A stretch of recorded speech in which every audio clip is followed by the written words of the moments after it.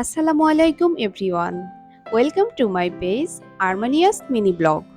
আজ আমি আপনাদেরকে তৈরি করে দেখাবো ঘরে থাকা কিছু উপকরণ দিয়েই চিকেন নাগেটস। আর এই জন্য আমি মুরগির ব্রেস্টের অংশ নিয়েছি, আর এটাকে আমি টুকরা করে কেটে নিব ব্লেন্ডারের সুবিধার্থে। আর টুকরা করে কাটা হয়ে গেলে আমি এটাকে ব্লেন্ড করে নিব। ব্লেন্ড করে ঠিক পেস্টটা এরকম হবে। ওই পর্যায়ে আমি 4 পিস পাউরুটি নিব এবং এর সাইডগুলোকে সুন্দর করে কেটে নিব।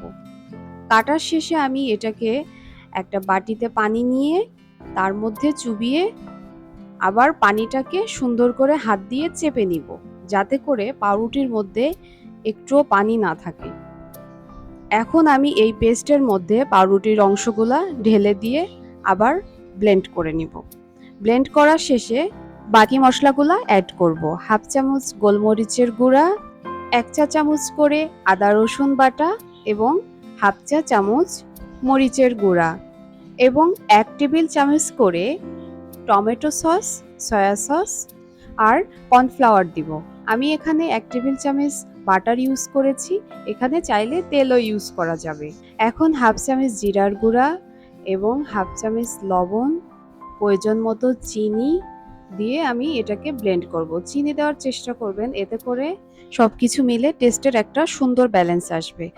এখন আমি একটা পাত্রে কিছুটা তেল নিব এবং হাত দিয়ে এইভাবে তেলটাকে ছড়িয়ে নিব। ছড়ানোর শেষে আমি চিকেনের মিশ্রণটাকে এখানে ঢেলে আস্তে আস্তে হাত দিয়ে এটাকে ছড়িয়ে নিব। আর এই তো প্রয়োজন মতো কেটে নিয়েছি আমি। এখন এটাকে আস্তে আস্তে করে আমি উঠাবো। উঠানোর সময় শেপটা কিছুটা নষ্ট হলে আবার আমি আঙ্গুল দিয়ে এটাকে ঠিক করে নিব। এখানে আমি একটা বাটিতে ময়দা নিয়েছি, ডিম ফেটিয়ে নিয়েছি সামান্য একটু লবণ দিয়ে, আর নিয়েছি কিছুটা ব্রেড ক্রাম। ফার্স্টে আমি নাগেটসটাকে ময়দাতে দিব, এরপর এটাকে আমি ডিমের মধ্যে এপিট ওপিট করে ভালোভাবে ডুবিয়ে নিব। এখন আমি এটাকে ব্রেড ক্রামসের মধ্যে দিব, দিয়ে এটাকে ভালোভাবে কোট করে নিব। আর এই তো আমার চিকেন নাগেটস ফাইনালি তৈরি হয়ে গেছে। এখন যদি কেউ এটাকে সংরক্ষণ করতে চায়, সেই ক্ষেত্রে একটা এয়ারটাইট বক্স নিতে হবে এবং এক লেয়ার নিচে দিয়ে উপরে আরেকটা লেয়ার দিতে হলে টিস্যু দিতে হবে। টিস্যু দিয়ে আর একটা লেয়ার এইভাবে দিয়ে ডিপ ফ্রিজে প্রায় 3 মাসের মতো সংরক্ষণ করে রাখতে পারবেন। আর আমি এই তো কিছুটা ভেজে নিয়েছি। আশা করি আমার রেসিপিটা ভালো লেগেছে।